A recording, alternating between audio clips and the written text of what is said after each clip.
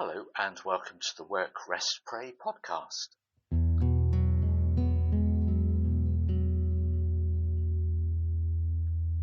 Over the years, there have been many standout moments of British comedy. You might have your own favourites. Some of these moments find themselves absorbed into everyday language. Don't panic, as Corporal Jones would say, or what's occurring from Gavin and Stacey.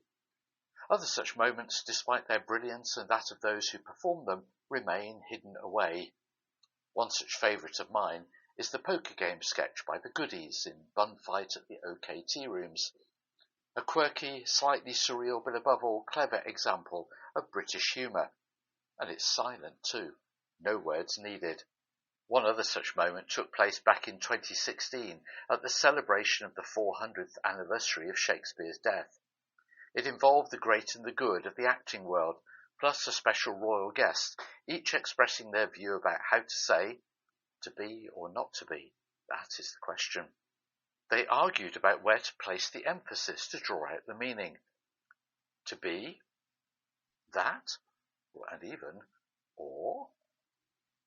I've often recalled that sketch when listening to people reading the Bible in church, when so often the closing words, "This is the word of the Lord," drift off as the reader races back to their pew before the congregation can finish saying, "Thanks be to God."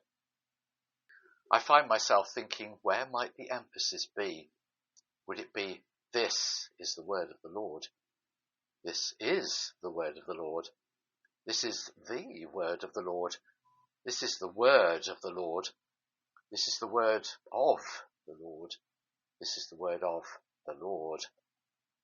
Seems to me that each emphasis says something different, and thus our response may be different too. Now, some say public reading of the Bible should be without any expression or emotion, that we should hear the word of the Lord for ourselves without the influence of another's intonations.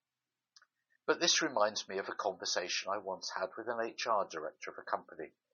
We were talking about policies and addressing the common cynicism of workforces towards such documents. She said, "I want to make these policies live." She had a desire for the words to actually mean something and to make a difference to people. So, the word of the Lord. Just words, or are they making a difference? And do we really want to make these words live?